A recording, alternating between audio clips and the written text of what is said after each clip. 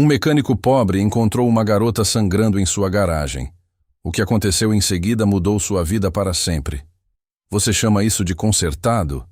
A maldita coisa ainda faz aquele barulho de ganido.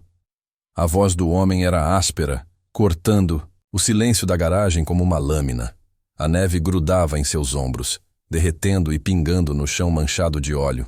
Carlos estava parado ao lado do capô aberto de uma Dodge Caravan 2009 empoeirada, com as mãos pretas de graxa, sua respiração embaçando o ar gelado. Ele exalou lentamente antes de falar. Sua voz calma, mas firme. Aquele ganido é sua bomba de direção hidráulica. Eu te disse semana passada que precisava ser trocada. Você disse para esperar. O homem bufou, balançando a cabeça com frustração exagerada. Vocês mecânicos são todos iguais, só procurando maneiras de ganhar uns trocados a mais. Eu te paguei para consertar o barulho. Carlos limpou as mãos em um pano, depois foi até o balcão e abriu uma gaveta. Ele tirou a nota fiscal e a deslizou para o outro lado. Você pagou pela troca da correia dentada. Eu fiz isso. Seu motor não está mais batendo. A bomba é outro problema. O homem olhou para o jornal, então revirou os olhos. Ótimo. Só se certifique de que ele esteja funcionando. Tenho crianças para buscar. Carlos assentiu baixinho uma vez enquanto o homem resmungava ao sair pela porta. O velho sino acima da moldura tilintou sem entusiasmo antes que o silêncio tomasse conta da garagem. Lá fora, a neve caía em camadas pesadas, as luzes da rua lançando longas sombras através do branco. A tempestade havia chegado rápido, uma daquelas nevascas de Michigan que engoliam a cidade inteira em questão de horas. Carlos estendeu a mão para apagar as luzes da loja. Apenas o zumbido quente de um aquecedor portátil permaneceu. Ele se moveu para trancar a porta da frente, mas parou. Alguém. Estava deitado logo além da borda do toldo da garagem, meio enterrado na neve. Ele se aproximou com o coração disparado. Uma garota, jovem, com o casaco rasgado e encharcado. Sangue manchava a neve ao redor do ombro e de um lado do rosto. Suas pernas estavam dobradas sob o corpo como se ela tivesse desabado no meio da corrida. Carlos caiu de joelhos ao lado dela. Senhorita. Sua voz falhou com a urgência. Nenhuma resposta. Ele tocou o braço dela, gelado. Seu pulso estava fraco, mas firme. O instinto a atingiu. Ele deslizou um braço por baixo das costas dela, o outro por baixo dos joelhos, e a ergueu contra o peito. Ela era mais leve do que ele esperava, frágil de um jeito que o perturbava. Sua cabeça pendia para o lado enquanto ele a carregava para o calor da garagem. Ele a deitou no velho sofá de couro perto do aquecedor, movendo-se rapidamente para pegar seu kit de primeiros socorros na prateleira de ferramentas. O corte na têmpora era longo, mas não profundo. Mais preocupante era o corte no lado esquerdo. Irregular, talvez de vidro ou metal. Sua respiração era superficial, sua pele pálida como gelo. Carlos limpou os ferimentos, envolvendo-os cuidadosamente. Cobriu-a com 2 cobertores e tentou o telefone fixo. Morta. A tempestade devia ter cortado as linhas. Pegou seu celular antigo, sem sinal. Droga, murmurou. E então olhou para ela. Seus lábios se moveram levemente. Ele se inclinou. Não, sem hospital, sussurrou ela. Por favor, piscou. Seus olhos mal estavam abertos, mas havia medo neles. Medo puro e verdadeiro. Tudo bem, disse ele, abaixando a cabeça. Voz. Sem hospital. Apenas respire. Você está segura agora. Ela desmaiou novamente. Carlos passou um pano úmido em sua testa e colocou uma bolsa de água morna perto de suas mãos. Ele usou um aquecedor para aquecer suavemente o ar ao redor dela, mas o manteve a uma distância segura. Os minutos se transformaram em horas. Carlos ficou ao lado dela, verificando seu pulso, ajustando as bandagens, adicionando outro cobertor. Ele preparou chá preto e tentou colocar algumas gotas em sua boca. Quando ela se mexeu, ele não acordou. Ele não se perguntou por que estava fazendo isso. Ele não tinha razão para isso. No momento em que a viu caída na neve, quebrada e sangrando, sua decisão foi tomada. Não porque fosse heróica, não porque estivesse entediado ou solitário, mas porque algo nele, algo velho, teimoso e silenciosamente dolorido, sabia que era a única coisa certa que restava em um mundo que muitas vezes se esquecia de como se importar. Lá fora, o vento uivava contra as portas da garagem, mas lá dentro havia calor. Uma garota dormia, ferida e com medo. Um homem vigiava, com as mãos ainda manchadas de óleo, mas agora trabalhando em algo muito mais delicado do que máquinas. À medida que a meia-noite se aproximava, Carlos acomodou-se na poltrona em frente ao sofá, braços cruzados e maxilar tenso. Ele observou o suave subir e descer do peito dela. Quem quer que ela fosse, de onde quer que tivesse vindo, não importava. Mas ela havia encontrado a garagem dele, e agora era responsabilidade dele. Ana acordou lentamente, como um mergulhador emergindo de águas profundas. O zumbido suave de um aquecedor velho, o cheiro de graxa de motor misturada com algo quente, talvez caldo de galinha, preencheram seus sentidos antes mesmo que seus olhos se abrissem. Quando se abriram, ela se viu olhando para o teto rachado e o brilho tênue do luto por trás das janelas embaçadas. Ela se sentou abruptamente, sentindo uma dor aguda na lateral do corpo, e ofegou. Seus braços se agitaram, buscando algo, qualquer coisa, até que uma voz calma encontrou seu pânico. "Calma", disse Carlos do outro lado da sala. Ele estava perto, de uma bancada, segurando uma caneca fumegante. "Você está segura aqui?" Ela piscou para ele, incerta. "Onde? Onde eu estou?" "Minha garagem", respondeu ele. "Você se machucou. Encontrei você lá fora 2 noites atrás. Tempestade de neve. Você se lembra de alguma coisa?" Ana olhou para o curativo em seu braço e depois para o cobertor enrolado em suas pernas. Ela balançou a cabeça lentamente. "Nem tudo", mentiu. Carlos não insistiu. Assentiu uma vez, colocou a caneca em uma caixa próxima e voltou ao trabalho, em silêncio. Nos dias seguintes, Ana se moveu como uma sombra, quieta, reservada, observando tudo. Ela nunca revelou seu nome completo. Quando perguntada de onde era, resmungou algo sobre o interior do estado. Mas Carlos, fiel à natureza que demonstrara desde o primeiro momento, nunca pedia mais do que ela estava disposta a dar. Ele a alimentava, com refeições simples, ensopado, queijo quente, mingau de aveia, e as deixava na mesa sem comentários. Ele nunca a observava. Quando seus curativos precisavam ser trocados, ele trabalhava com o cuidado de um homem ajustando um motor delicado, suas mãos gentis e precisas. Em troca, Ana começou a ajudar na garagem. Ela varria o chão, organizava ferramentas, dobrava trapos. Certa tarde, ela surpreendeu Carlos ao identificar corretamente um alternador desgastado. "Meu pai me ensinou um pouco", disse ela, com os olhos abatida. Carlos sorriu suavemente, mas não disse nada. Com o passar dos dias, Ana começou a se recuperar física e emocionalmente. A escuridão em seus olhos lentamente deu lugar a algo mais suave. À noite, ela se sentava perto do aquecedor com um livro que Carlos havia deixado sobre a mesa. Durante o dia, às vezes o observava trabalhar, com a curiosidade brilhando em seu olhar. Certa vez, ao tentar levantar uma caixa de pastilhas de freio, ela estremeceu e tropeçou. Carlos segurou seu cotovelo sem dizer uma palavra, acalmando-a. Ela olhou para ele, assustada, e por um instante. No momento em que seus olhares se encontraram, algo se passou entre eles, silencioso, frágil, real. "Sinto muito", ela murmurou. "Sinto mesmo. Não estou tentando ser um fardo." "Você não é", ele respondeu baixinho. "As pessoas precisam de ajuda às vezes. É a vida." Ela engoliu em seco. Mais tarde, naquela noite, à luz fraca da única lâmpada da garagem, Ana finalmente disse: "Eu fugi." Sua voz estava rouca. "De alguém poderoso? Alguém da família?" Carlos simplesmente assentiu. Imaginei que fosse algo assim. Você não vai perguntar quem? Ela sussurrou. Não. Ela o encarou. Por um longo tempo, então finalmente desviou o olhar. Obrigada. A tempestade de neve diminuiu no final da semana.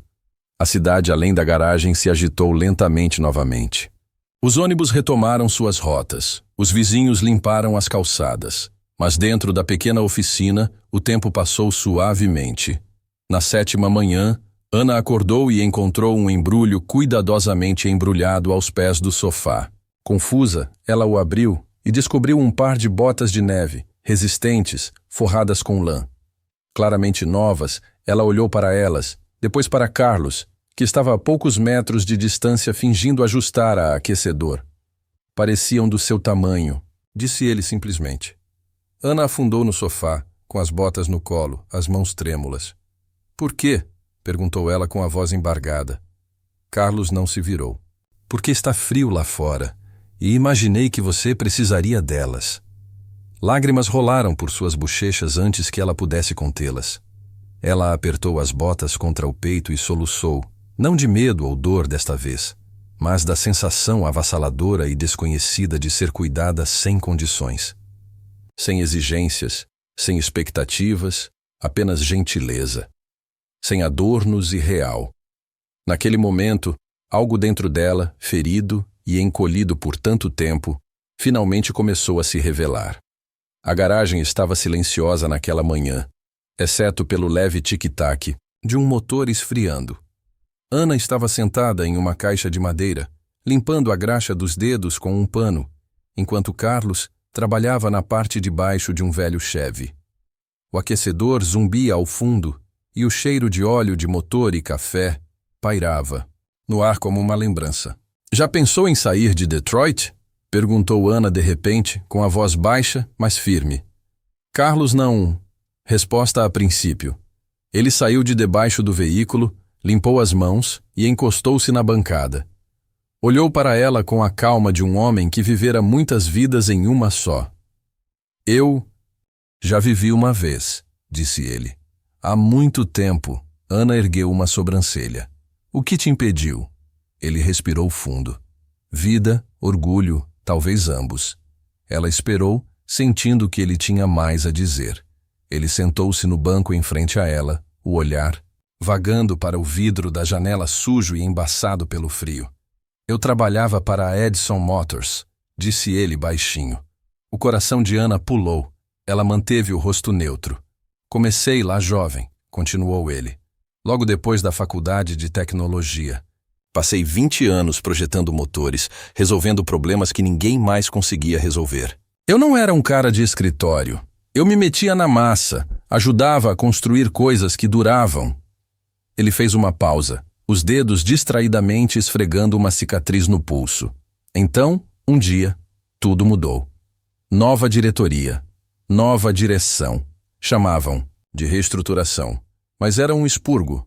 Qualquer um que ganhasse demais, questionasse com muita frequência ou se lembrasse de como as coisas costumavam ser. Ana engoliu em seco. Já ouvi falar disso. Carlos deu uma risada curta e amarga. Fui demitido numa segunda-feira de manhã. Saí com uma caixa de papelão e um aperto de mão que não significou nada. Chamaram isso de corte de custos. Disseram que eu fazia parte de uma era diferente. Ele se inclinou para a frente, cotovelos nos joelhos. Minha esposa foi embora 3 meses depois. Disse que não se inscreveu para um marido com unhas sujas e sem futuro. O banco levou a casa no Natal. Tudo o que me restou foi este lugar. Comprei de volta quando as coisas estavam boas. Mantive tudo funcionando, porque, bem, alguma coisa tinha que continuar funcionando. Ana mal conseguia respirar. Ela sabia exatamente do que ele estava falando. Seu tio, o suposto líder visionário que assumiu o controle da Edison Motors, havia orquestrado aqueles cortes, implacável, eficiente, implacável. E agora ela estava sentada na garagem de uma de suas vítimas. Carlos olhou para ela como se sentisse a tempestade por trás do silêncio dela, mas sua voz ainda estava calma. Parei de acreditar em corporações depois daquelas autoridades nos ternos que apertam sua mão enquanto enfiando uma faca nas suas costas. Ana olhou para o chão. Sinto muito. Ele balançou a cabeça gentilmente. Não é sua culpa. Ela queria dizer a ele para dizer naquele momento que o homem que destruiu sua vida era seu tio, que ela carregava a linhagem daquele mesmo império do qual ele havia sido expulso, mas algo a impediu. Talvez fosse o peso em sua voz, ou a frágil confiança que se formara entre eles. Talvez fosse o medo de ver sua bondade se transformar em ressentimento. Então ela não disse nada. Carlos se levantou e pegou uma engrenagem, enferrujada, da bancada. Ele o segurou entre os dedos, girando-o lentamente. Sabe o que eu aprendi? Disse ele. A justiça não está nas salas de reuniões ou nos relatórios de ações. Não está nas mãos de homens poderosos. Ana ergueu os olhos, cheia de perguntas.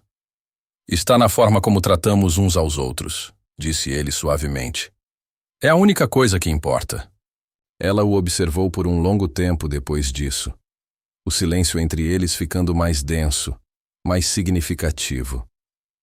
Após tudo o que havia perdido, Carlos, de alguma forma, se agarrou à sua humanidade.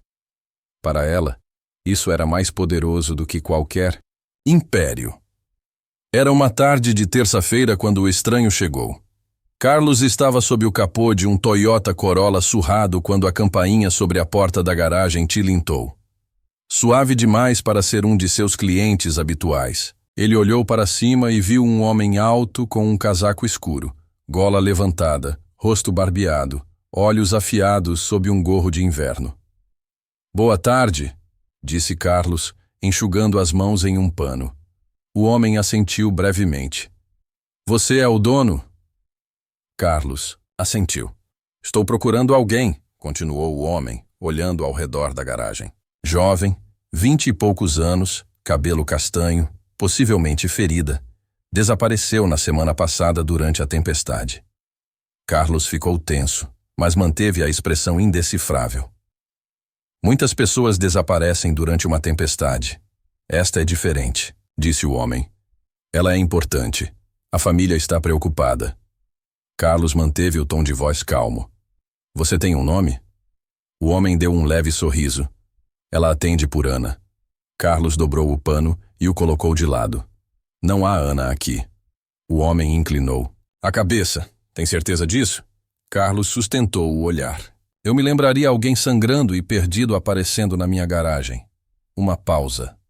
O estranho o observou. Depois enfiou a mão no casaco e tirou um cartão. Caso você veja alguma coisa, Carlos o pegou sem olhar e o guardou no bolso. O homem se virou e saiu sem dizer mais nada. Carlos esperou até que ele desaparecesse de vista antes de desligar o motor em que estava trabalhando. Caminhou silenciosamente até a sala dos fundos, onde Ana dobrava trapos perto do aquecedor. Ela olhou para o rosto dele e congelou. Alguém veio procurar. Ele disse suavemente. Ela empalideceu. Ele disse meu nome? Carlos assentiu. Ana sentou-se lentamente, com as mãos trêmulas. Preciso te contar uma coisa, disse ela, com a voz quase um sussurro. Ele esperou. Ela olhou para o chão e depois para ele. Meu nome é Anna Reed. Meu avô foi o fundador da Edison Motors. Carlos cerrou os dentes, mas não disse nada. Meu pai, Jonathan Reed, deveria assumir depois que meu avô falecesse. Ele era o próximo na linha de sucessão. Todos sabiam disso. Mas meu tio, o irmão mais novo do meu pai, Daniel, ele convence a diretoria de que meu pai não estava mentalmente apto, que precisava de repouso e tratamento. Em poucas semanas ele foi expulso. Carlos encostou-se no batente da porta, de braços cruzados. Ana continuou, as palavras saindo mais rápido agora.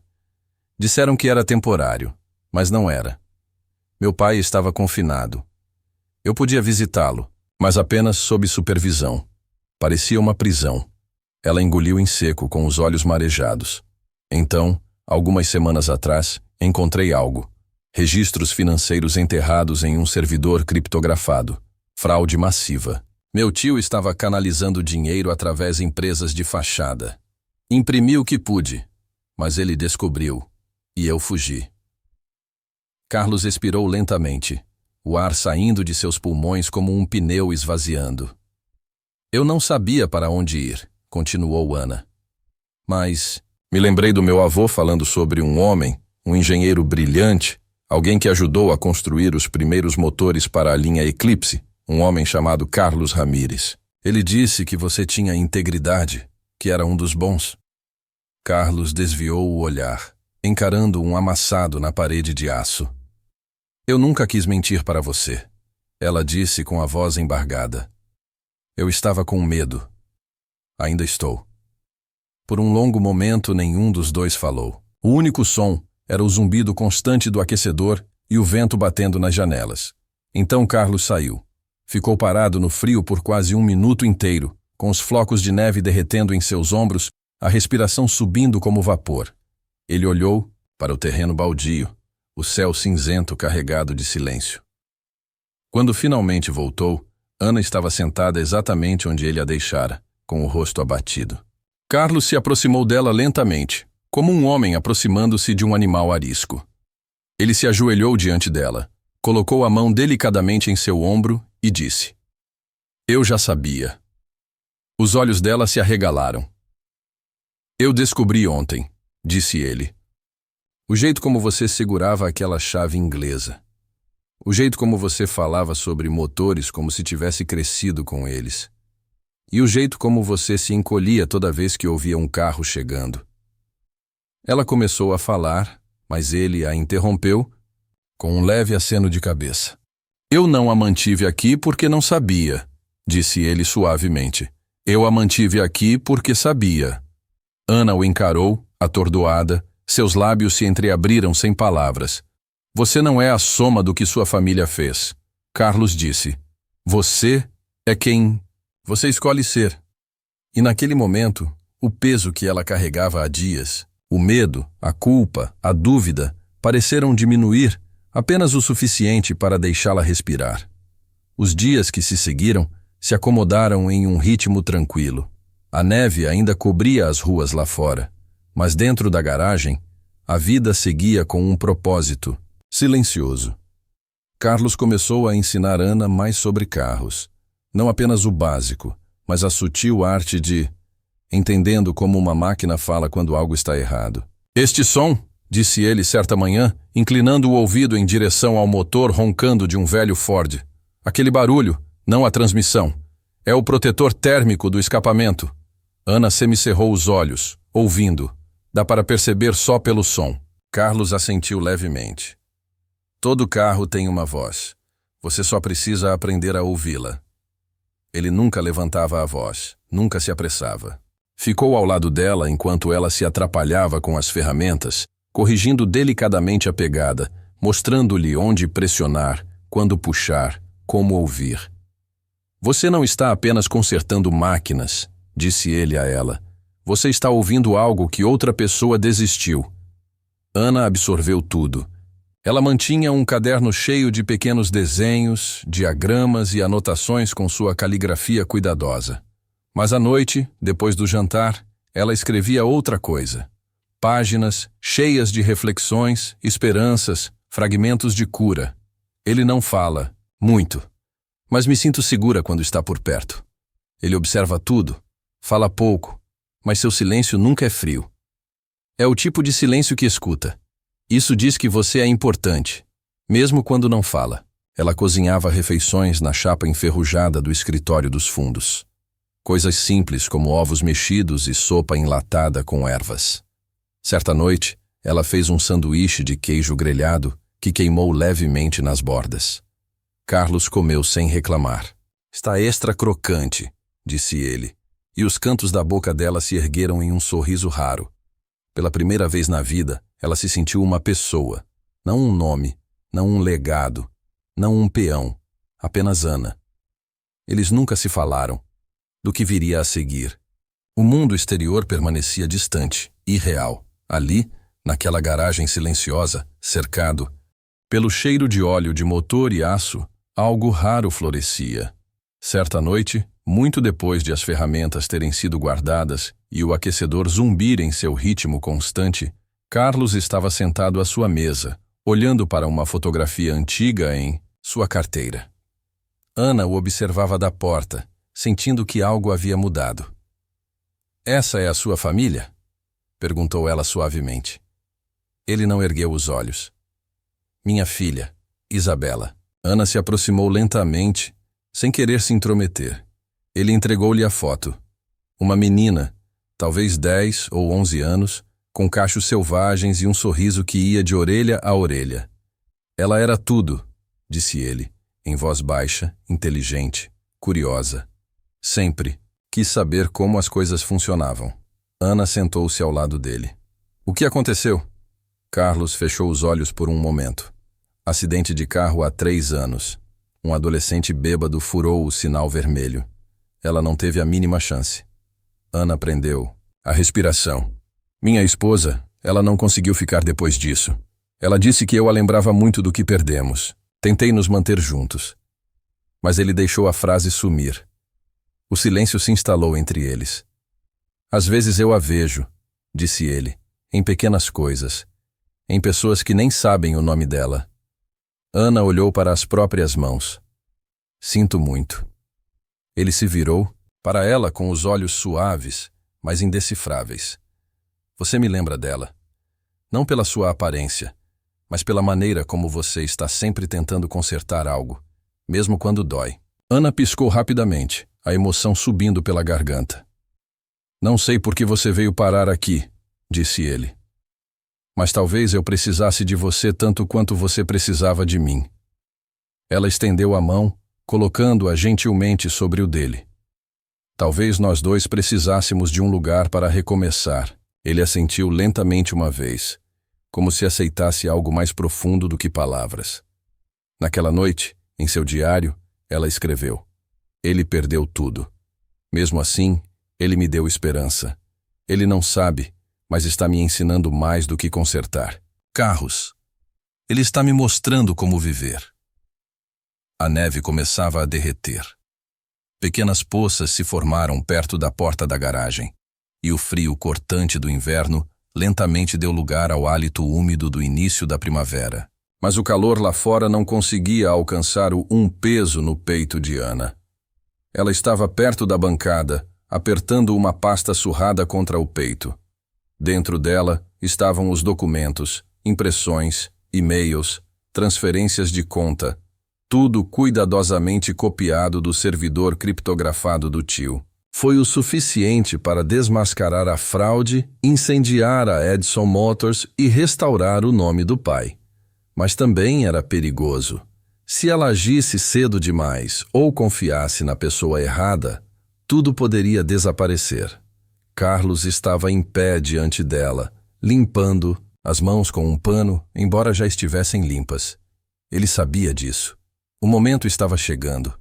Ele o vira na maneira como ela olhava pela janela com mais frequência, na maneira como seu riso se aquietara, substituído por algo mais solene. "Preciso voltar", disse ela suavemente. "Não posso me esconder para sempre." Carlos assentiu. "Imaginei." Ana se aproximou, colocando a pasta no banco entre eles. "Isso é tudo o que tenho. Não são os originais, mas basta. Se algo me acontecer..." Carlos levantou a mão, impedindo-a. "Não." Ela piscou. "O quê? Você não pode falar assim, como se você já tivesse ido embora." Ela olhou para baixo, engolindo o medo. "Preciso estar preparada." Carlos pegou a pasta, deu uma olhada e a colocou de lado. "Se você não voltar, eu levarei isso para onde..." "Precisa ir. Mas você vai voltar. Como pode ter certeza? Porque você não está fazendo isso só pelo seu pai", disse ele. "Você está fazendo isso por si mesma, pela garota que finalmente parou de correr." Ela mordeu o lábio, lutando contra as lágrimas que ameaçavam vir. Ele contornou o banco, aproximando-se. O suficiente agora para que ela pudesse ver o brilho de dor por trás de seus olhos firmes. "Não se perca no mundo deles, Ana", disse ele. "Não importa o quão barulhento fique, não importa o quão feio, você não é um deles. Lembre-se disso." Ela assentiu Então enfiou a mão no bolso do casaco e tirou algo embrulhado em papel de seda. Desdobrou-o lentamente, um cachecol. Cinza escuro, tricotado à mão, um pouco irregular nas bordas, mas quente e macio. Não tenho muito para dar, disse ela, colocando-o nas mãos dele. Mas isso é a única coisa que já fiz com minhas próprias mãos. Carlos olhou para o cachecol e depois para ela. É perfeito. Ela deu um leve sorriso. Comecei naquela primeira noite, depois que você me fez sopa. Pensei que talvez nunca tivesse a chance de agradecer direito. Você não precisava, disse ele. Mas eu queria. Ela ajustou o casaco e o abotoou lentamente. Preciso ir antes que escureça. Ele a seguiu até a porta. Lá fora, o ar estava fresco, mas limpo. O céu tingido de laranja pelo sol poente. Um modesto carro alugado, esperava na beira do estacionamento. Ana se virou para encará-lo uma última vez. Estou com medo. Carlos estendeu a mão e tocou seu ombro gentilmente. Ótimo, isso significa que você não é imprudente. Ela conseguiu dar uma risada trêmula. Você vai esperar? Estarei aqui, disse ele. Como sempre. Ela entrou no carro, ligou o motor e parou por um momento antes de engatar a marcha. Seus olhares se encontraram através do para-brisa. Tanta coisa não dita entre eles. Então ela partiu, os pneus triturando o cascalho, deixando para trás apenas um rastro de poeira e silêncio. Carlos ficou ali parado até o som do motor desaparecer. Voltou para dentro, caminhou até o banco e pegou o cachecol. A lã era macia em suas mãos calejadas, os pontos imperfeitos, humanos, reais. Sentou-se lentamente, o peso do quarto vazio pressionando-o. Segurou o cachecol perto de si, apertou-o contra o peito e, pela primeira vez em anos, deixou as lágrimas caírem, silenciosas, firmes e cheias de algo que ele não conseguia nomear. Não tristeza, não arrependimento, esperança, desgastado, terno e totalmente frágil, mas real. A sala de coletiva de imprensa no centro de Detroit fervilhava de tensão. Repórteres lotavam o espaço. Câmeras disparavam, boatos se espalhavam como fogo. Fraude, traição, um herdeiro há muito perdido. Ninguém sabia o que esperar. Exatamente. Ao meio-dia, Ana subiu ao palco. Vestida de preto e cinza, com o cabelo preso para trás. Ela estava atrás do pódio com o olhar firme e uma pasta agarrada aos braços. Meu nome é Anna Reed, começou ela, com a voz clara apesar do tremor. Neta de Walter Reed, fundador da Edison Motors, e filha de Jonathan Reed, injustamente afastado da liderança. Suspiros ecoaram pela multidão. Telefones tocaram. Nos últimos 2 anos, meu tio Daniel Reed manipulou a liderança e os registros da empresa, expulsando meu pai sob falsas alegações de instabilidade. Ela tirou um documento de sua pasta, e-mails, relatórios de auditoria e memorandos internos comprovando suas ações. Repórteres se inclinaram para a frente, rabiscando. Flashes dispararam. Corri atrás de descobrir a verdade, continuou Ana. Minha vida estava ameaçada, mas graças a alguém gentil, eu sobrevivi.